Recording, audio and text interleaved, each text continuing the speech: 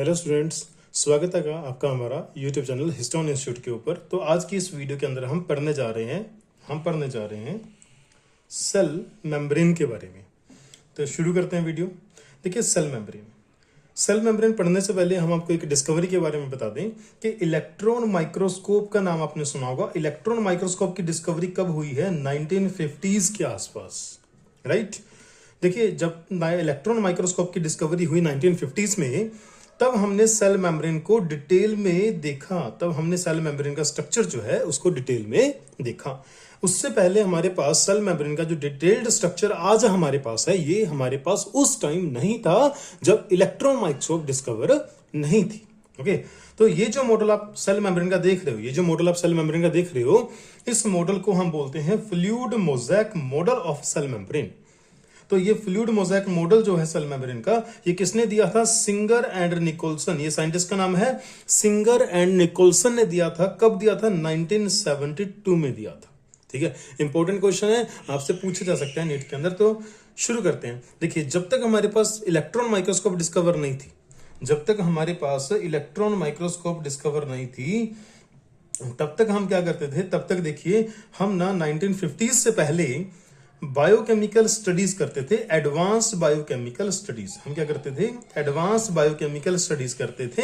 और advanced biochemical studies से पता चला कि सेल मेम्ब्रेन की कॉम्पोजिशन में बेसिकली तीन चीजें होती हैं। एक होते हैं फॉस्फोलिपिड की बाइलेयर, एक होते हैं मेम्ब्रेन के अंदर प्रोटीन्स, और तीसरे होते हैं कार्बोहाइड्रेट्स।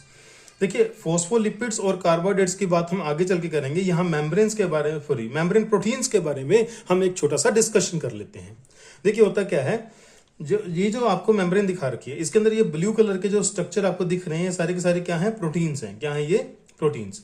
देखिए, कुछ प्रोटीन्स पूरी मेम्ब्रेन के अंदर है, पूरी तरह मेम्ब्रेन के अंदर एम्बेडेड है, बरिड है। लेकिन कुछ प्रोटीन जो है वो सेल मेम्ब्रेन के ऊपर प्रेजेंट है, या फिर उसके अंदर थोड़ा बहुत बरिड है। ओके, अगर ऐसा है तो देखिए, इन प्रोटीन्स को अगर हम सेल मेम्ब्रेन से बाहर निकालना चाहें, तो उसको बोलते हैं एक्सट्रैक्शन। क्या बोलते हैं उसको? उसको बोला जाएगा एक्सट्रैक्शन। एक्सट्रैक्शन होता है कहीं से किसी चीज को बाहर निकालना, राइट। तो on the basis of extraction of proteins, या on the basis of ease of extraction of proteins, extraction और ईज ऑफ एक्सट्रैक्शन के बेसिस पे प्रोटीन दो प्रकार के होते हैं। एक होते हैं पेरिफेरल प्रोटीन, एक होता है पेरिफेरल प्रोटीन। आप जरा इसको ऐसे समझिए, जैसे सपोज करो ये हमारे पास फॉस्फोलिपिड की बाइलेयर है, ये हमने बना दी फॉस्फोलिपिड की बाइलेयर। और इस बाइलेयर के अंदर आप देखेंगे कि यहाँ पे कुछ प्रोटीन प्रेजेंट है, यहाँ पे कुछ क्या प्रेजेंट है? कुछ प्रोटीन प्रेजेंट है। और यहाँ पे हमारे पास फॉस्फोलिपिड बाइलेयर बनती जा रही है। यहाँ पे हमारे पास फिर से क्या प्रेजेंट है? कुछ यहाँ पे फॉस्फोलिपिड्स प्रेजेंट हैं, राइट। फॉस्फोलिपिड। अब देखिए, प्रोटीन्स ये तीन प्रकार के हो सकते हैं। देखो, अगर प्रोटीन ऐसे सेल मेम्ब्रेन के ऊपर प्रेजेंट है तो उसको बोला जाएगा पेरिफेरल प्रोटीन। क्या बोला जाएगा उसको? पेरिफेरल प्रोटीन्स बोला जाएगा, राइट। प्रोटीन्स बोला जाएगा। अगर वो एम्बेडेड हैं तो उनको बोला जाएगा इंटीग्रल प्रोटीन। क्या बोला जाएगा उनको? इंटीग्रल प्रोटीन बोला जाएगा। देखिए, यहाँ पे ये टोटली बरिड है। क्या है ये टोटली बरिड है, और ये पार्शियली बरिड है। क्या है ये पार्शियली बरिड है, राइट। तो प्रोटीन्स जो हैं वो दो प्रकार के हैं। अगर तो वो सरफेस के ऊपर हैं तो पेरिफेरल प्रोटीन्स, अगर वो एम्बेडेड हैं तो उनको बोला जाएगा इंटीग्रल प्रोटीन्स। अगर पूरी तरह बरिड हैं तो टोटली बरिड प्रोटीन्स, और आधे बरिड हैं तो पार्शियली एम्बेडेड इंटीग्रल प्रोटीन्स उनको बोला जाएगा। ठीक है, तो दो प्रकार के प्रोटीन्स है, पेरिफेरल प्रोटीन और इंटीग्रल प्रोटीन। इंटीग्रल प्रोटीन भी दो प्रकार के हैं, partially buried and totally buried. तो ये मैंने आपको एक छोटा सा आइडिया दे दिया। अब देखिए फॉस्फोलिपिड्स होते कैसे हैं। अब देखिए, ये हमारे पास क्या है? ये हमारे पास एक ग्लिसरॉल मॉलिक्यूल है। अब इस ग्लिसरॉल मॉलिक्यूल के ऊपर दो हमने अटैच कर दिए फैटी एसिड्स। ये फैटी एसिड सैचुरेटेड भी हो सकते हैं, अनसैचुरेटेड भी हो सकते हैं, राइट। तो दो हमने फैटी एसिड अटैच कर दिए, और तीसरे अल्कोहल ग्रुप के ऊपर हमने लगा दिया अल्काइल फॉस्फेट ग्रुप, जो कि एक तरह का पोलर होता है क्योंकि इसके ऊपर चार्ज प्रेजेंट होता है, राइट। जिसकी वजह से ये वाला जो पूरा रीजन है ये बन जाएगा कि पोलर हेड, और ये दोनों बन जाएंगी नॉन पोलर टेल बन जाएंगी, राइट। तो इस तरह कुछ ये डायग्राम दिखना शुरू हो जाएगा, और इसको हम बोलते हैं फॉस्फोलिपिड मॉलिक्यूल। क्या बोलते हैं इसको? Phospholipid molecule. तो जो पोलर हेड होता है वो हाइड्रोफिलिक नेचर का होता है, वो जो नॉन पोलर टेल्स होती हैं ये हाइड्रोफोबिक नेचर की होती हैं, यानी कि वाटर के साथ बॉन्डिंग नहीं करती, राइट।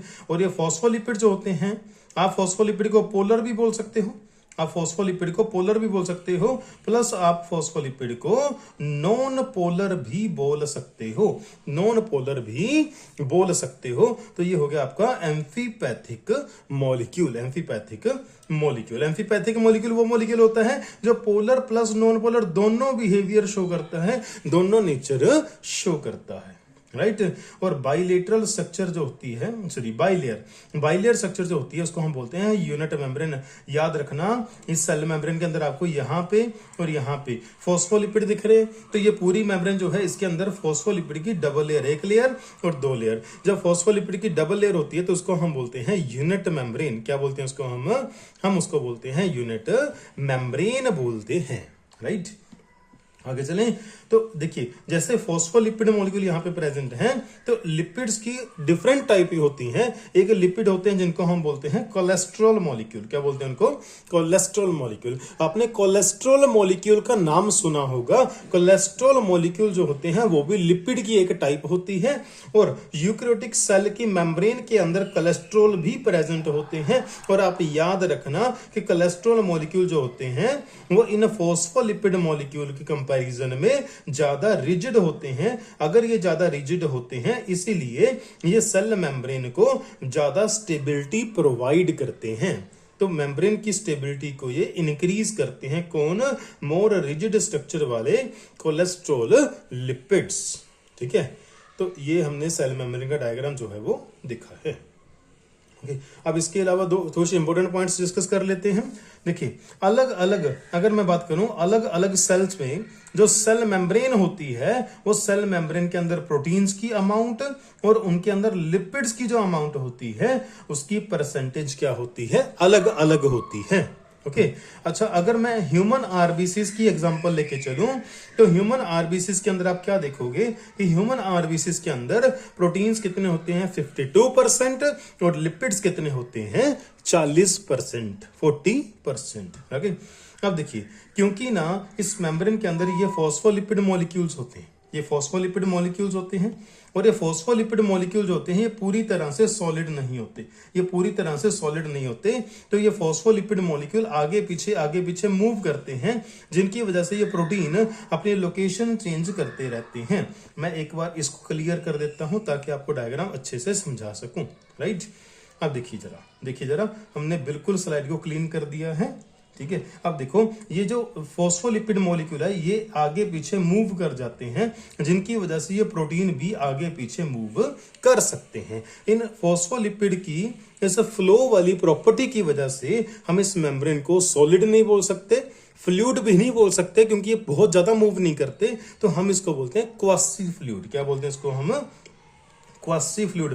क्वासी का मतलब होता है आधा यानी कि सेमी। क्या होता है? सेमी। तो ये जो मेम्ब्रेन होती है, ये लिपिड्स होते हैं, लिपिड्स थोड़ा थोड़ा मूव करते हैं, जिसकी वजह से प्रोटीन्स भी मूव करते हैं, और मेम्ब्रेन जो है वो पूरी तरह से सॉलिड नहीं होती, वो थोड़ी थोड़ी फ्लूइड नेचर की होती है। इसलिए हम उसको बोलते हैं इसलिए हम बोलते हैं कि मेम्ब्रेन के अंदर फ्लूइडिटी की प्रॉपर्टी प्रेजेंट होती है, ठीक है। अच्छा, अब फ्लिप फ्लॉप मूवमेंट की बात कर लेते हैं। कुछ बच्चों को लगता है कि जो जैसे मान लो कि हमारे पास ये मेम्ब्रेन है, जैसे मान लेते हैं हमारे पास ये मेम्ब्रेन है, राइट। ये हमारे पास क्या है? मेम्ब्रेन है। इस मेम्ब्रेन के अंदर ये कह रहे हैं कि कुछ, अगर मान लो कि कोई ए सब्सटेंस है, ए सब्सटेंस का मेम्ब्रेन के उस साइड जाना या किसी बी सब्सटेंस का मेम्ब्रेन के इस साइड आना, यानी कि चीजों का मेम्ब्रेन को क्रॉस करना, क्या होता है? Flip flop movement. क्या होता है? फ्लिप फ्लॉप मूवमेंट होता है। ओके, और कुछ बच्चों को यह डाउट रहता है कि जो प्रोटीन जो होते हैं फ्लिप फ्लॉप मूवमेंट करते हैं। नहीं, ये प्रोटीन फ्लिप फ्लॉप मूवमेंट नहीं करते। ओके, तो इंपॉर्टेंट पॉइंट्स आगे चलते हैं। Proteins flip flop movement show नहीं करते। और देखिए हमने मेम्ब्रेन के अंदर एक चीज नोट करी कि यहाँ पे कार्बोहाइड्रेट मॉलिक्यूल प्रेजेंट होते हैं। क्या प्रेजेंट है? कार्बोहाइड्रेट। अगर कार्बोहाइड्रेट प्रोटीन के साथ अटैच है, अगर कार्बोहाइड्रेट प्रोटीन के साथ अटैच है तो हम इसको क्या बोलेंगे? हम इसको बोलेंगे ग्लाइकोप्रोटीन। क्या बोलेंगे इसको? देखो ये ग्लाइकोप्रोटीन पार्ट है, कार्बोहाइड्रेट है, ये प्रोटीन पार्ट है, और दोनों को मिला के हम क्या बोलेंगे? ग्लाइकोप्रोटीन बोलेंगे। ऐसे ही अगर हमारा ये glyco part, carbohydrate part lipid के साथ अटैच है, हम उसको ग्लाइकोलिपिड बोलेंगे। तो हमारी मेम्ब्रेन के अंदर जो कार्बोहाइड्रेट प्रेजेंट होते हैं वो या तो वो प्रोटीन के साथ अटैच होते हैं या फिर वो लिपिड के साथ अटैच होते हैं, तो वो क्या बनाते हैं? ग्लाइकोप्रोटीन यानी ग्लाइकोलिपिड बनाते हैं रिस्पेक्टिवली। नेक्स्ट हम देखेंगे, और जो शुगर मॉलिक्यूल्स यहाँ पे प्रेजेंट हैं जो ग्लाइकोप्रोटीन और ग्लाइकोलिपिड बना रहे हैं, तो ये क्या करते हैं? सेल की रिकॉग्नाइजेशन करवाते हैं, यानी कि सेल की आइडेंटिफिकेशन करवाते हैं। राइट। तो अच्छा, आइडेंटिफिकेशन, सेल को पहचानना। अब सेल को पहचानने के लिए उसके ऊपर क्या होने चाहिए? एंटीजन होने चाहिए। इसका मतलब ये शुगर मॉलिक्यूल जो होते हैं ये किसका काम करते हैं? ये शुगर मॉलिक्यूल जो होते हैं, ये शुगर मॉलिक्यूल किसका काम करते हैं? एंटीजन का काम करते हैं। तो शुगर अगर एंटीजन का काम करता है तो शुगर सेल की रिकॉग्नाइजेशन करवाएगा, उसकी आइडेंटिफिकेशन करवाएगा। ठीक है, आगे देखते हैं सेल मेम्ब्रेन के फंक्शन कौन कौन से होते हैं। अब देखिए, क्योंकि सेल मेम्ब्रेन फ्लूइड नेचर की है, सेमी फ्लूइड, क्वासी फ्लूइड हमने आज अभी देखा थोड़ी देर पहले, तो वो सेल की ग्रोथ करवाती है, सिक्रीशन करवाती है, एंडोसाइटोसिस करवाती है, सेल डिवीजन में हेल्प करती है, और फॉर्मेशन ऑफ इंटरसेलुलर जंक्शन भी करवाती है सेल मेम्ब्रेन। ये चार पांचों फंक्शन आपको अच्छे से याद होने चाहिए। आपकी एनसीईआरटी के अंदर एज इट इज दे रखे हैं और इसके ऊपर क्वेश्चंस आपको पूछा जा सकता है। नेक्स्ट हमारे पास nature and transportation across membrane. अब देखिए यहाँ पे जो मेम्ब्रेन होती है, हम थोड़ा सा यहाँ पे डायग्राम में देख लेते हैं। इसको पूरा इरेज कर दें एक बार, ताकि आपको सारा डाटा क्लियर कट हो। नीट के बच्चों के लिए वीडियो बिल्कुल ऐसे हो सकती है कि एक वरदान की तरह। आप आराम से इसको देखिए, आराम से इस वीडियो को देखिए और अपने डाउट्स जो उनको क्लियर कीजिए। राइट। अब देखिए ये हमारी बन गई मान लो सेल मेम्ब्रेन। अच्छा, ये सेल मेम्ब्रेन जो है हमारे पास, इस सेल मेम्ब्रेन की एक प्रॉपर्टी है, ये सेल मेम्ब्रेन की ये पूरी एक मेम्ब्रेन है, इसकी एक प्रॉपर्टी है कि कुछ मॉलिक्यूल तो इसको क्रॉस कर सकते हैं और कुछ मॉलिक्यूल इसको क्रॉस नहीं कर सकते। जो मॉलिक्यूल इसको क्रॉस नहीं कर सकते तो इसका मतलब मेम्ब्रेन ने इन मॉलिक्यूल को सिलेक्ट नहीं किया, और जो इसको क्रॉस कर सकते हैं तो मेम्ब्रेन ने उसको सिलेक्ट कर लिया है। तो कुछ सिलेक्टेड पार्टिकल ही मेम्ब्रेन को क्रॉस कर सकते हैं, और बाकी के पार्टिकल जिनको मेम्ब्रेन ने सिलेक्ट नहीं किया उनको मेम्ब्रेन में से पास होना अलाउ नहीं है। इसलिए मेम्ब्रेन को क्या बोलते हैं? हम बोलते हैं सिलेक्टिवली, क्या बोलते हैं? Selectively permeable membrane. क्या बोलते हैं? सिलेक्टिवली परमिएबल मेम्ब्रेन बोलते हैं, सिलेक्टिवली परमिएबल मेम्ब्रेन बोलते हैं। Right, clear. चलिए हम नेक्स्ट पॉइंट देखते हैं। देखिए बहुत सारे molecule, many molecules can move across the membrane without energy. बहुत सारे मॉलिक्यूल ऐसे होते हैं, देखिए बहुत सारे मॉलिक्यूल ऐसे मॉलिक्यूल होते हैं कि वो जब यहां से मान लो कि एक्स कोई मॉलिक्यूल है, वो इस मेम्ब्रेन से क्रॉस करता है, ठीक है, वो अपनी हाई कंसंट्रेशन से यानी कि मोर कंसंट्रेशन से लेस कंसंट्रेशन की ओर मूव करता है, और बिना किसी कैरियर के, ना तो उसको किसी कैरियर की जरूरत है, और ना ही उसको एनर्जी की जरूरत है, बिना कैरियर के, बिना एनर्जी के जब कोई मॉलिक्यूल अपनी मोर से लेस कंसंट्रेशन की ओर जाता है तो उसको हम क्या बोलते हैं? हम उसको बोलते हैं डिफ्यूजन। क्या बोलते हैं उसको? हम उसको डिफ्यूजन बोलते हैं। हम उसको क्या बोलते हैं? हम उसको पैसिव ट्रांसपोर्टेशन भी बोल सकते हैं। ओके, अगर कोई न्यूट्रल सोल्यूट मेम्ब्रेन को क्रॉस करता है अपनी हाई से लो कंसंट्रेशन की ओर बिना एनर्जी के, बिना कैरियर के, तो क्या है? सिंपल डिफ्यूजन या पैसिव ट्रांसपोर्टेशन। सिंपली अगर वाटर मॉलिक्यूल सिंपल डिफ्यूजन से मेम्ब्रेन क्रॉस करते हैं उसको बोलते हैं ऑस्मोसिस। तो बहुत सारे बच्चों को यह होता है कि ऑस्मोसिस एक एक्टिव प्रोसेस है जहां पे एनर्जी यूज होती है, लेकिन ऐसा नहीं है। ऑस्मोसिस एक पैसिव प्रोसेस है जिसमें एनर्जी खर्च नहीं होती। ठीक है। और पोलर मॉलिक्यूल्स की अगर आप बात करो कि पोलर मॉलिक्यूल्स होते हैं वो मेम्ब्रेन को क्रॉस नहीं कर सकते, उनको क्रॉस करने के लिए कैरियर प्रोटीन की रिक्वायरमेंट होती है, इसलिए इस ट्रांसपोर्टेशन को बोलते हैं फैसिलिटेटेड ट्रांसपोर्टेशन।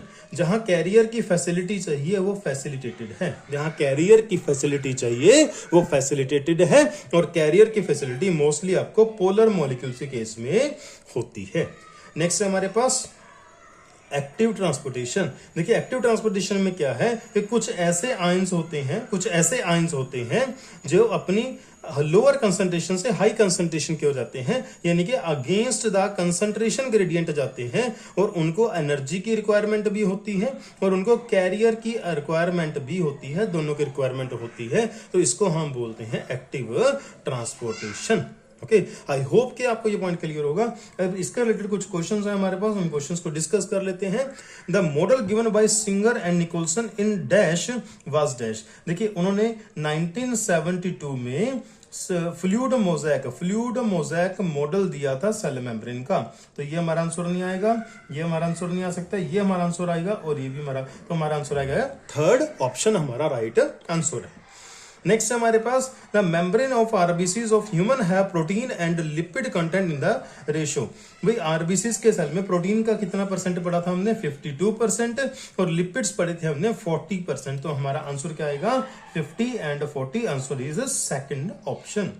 नेक्स्ट हमारे पास which of the following statement is incorrect with respect to plasma membrane. Plasma membrane के रिस्पेक्ट में कौन सी स्टेटमेंट इनकरेक्ट है, आपने गलत स्टेटमेंट बतानी है भाई, करेक्ट नहीं बतानी। इट इज परमिएबल, बिल्कुल गलत है जी, परमिएबल नहीं होती, सेलेक्टिवली परमिएबल, ये बिल्कुल सही स्टेटमेंट है। एंडोसाइटोसिस करवाती, ये भी हमने देखा था, ये लिपिड कार्बोहाइड्रेट और प्रोटीन से बनी होती, ये भी सही है, हमने इनकरेक्ट बताना था, तो हमारा आंसर आएगा ए ऑप्शन। क्या आएगा ए ऑप्शन। तो लास्ट क्वेश्चन है इस वीडियो का, this type of transport of molecule across the plasma membrane require energy. ऐसे कौन से मॉलिक्यूल होते हैं जिनको मेम्ब्रेन के अक्रॉस ट्रांसपोर्टेशन करवाने के लिए एनर्जी की रिक्वायरमेंट पड़ती है। ऑस्मोसिस तो हमने बताया पैसिव है, सिंपल डिफ्यूजन में नहीं, फैसिलिटेटेड के अंदर बिल्कुल भी नहीं, एक्टिव ट्रांसपोर्टेशन, जहां एक्टिव वर्ड आ जाए याद रखना A for active, A for ATP, तो जहां एक्टिव ट्रांसपोर्टेशन होगी वहां पे एटीपी यानी कि एनर्जी की रिक्वायरमेंट होती है, तो हमारा आंसर क्या आएगा यहाँ पे D option is our answer. तो देखिए इस वीडियो के अंदर हमने सेल मेम्ब्रेन के बारे में सीखा, तो सेल मेम्ब्रेन के बारे में इससे बाहर आपसे नीट में कुछ नहीं पूछा जाएगा, इतना आप ट्रस्ट कीजिए। हिस्टोन जो है आपको हर एक टॉपिक बिल्कुल एक्यूरेसी से प्रोवाइड करेगा। हिस्टोन के ऊपर पढ़ी गई कोई भी चीज आपको गलत या फिर आपको ऐसे डाउट में नहीं डालेगी कि एग्जाम के अंदर आपका हर एक क्वेश्चन बड़ा स्मूथली क्लियर होगा। जैसे इस वीडियो के अंदर हमने इन क्वेश्चंस को देखा, जैसे इन क्वेश्चंस को हमने देखा, आपको सिमिलर ऐसे क्वेश्चन आपको नीट के अंदर देखने को मिलेंगे, और आगे आगे जैसे हम सिलेबस को आगे बढ़ाते जाएंगे, आपकी जो पकड़ है, जो रिवीजन है, वो भी साथ साथ में थोड़ा थोड़ा क्लियर करता जाऊंगा मैं, ठीक है। तो अपने इस वीडियो को अपने दोस्तों के साथ शेयर करें ताकि हमें भी इस चीज का मोटिवेशन मिले कि हम आपको और ज्यादा बेटर कंटेंट जो है दे पाए। और बहुत जल्दी हम आपको इन वीडियोस के अंदर जो कंटेंट दे रहे हैं वही आपको एज ए नोट्स भी प्रोवाइड करवा देंगे, ठीक है। अगर आपको इन नोट्स अच्छे लग रहे हैं, आपको इनकी रिक्वायरमेंट है, तो आप कमेंट सेक्शन के अंदर आए और हमें कमेंट करें, ठीक है। तो नेक्स्ट टॉपिक हमारा रहेगा सेल वॉल। अभी के लिए इतना ही, thank you, have a nice day.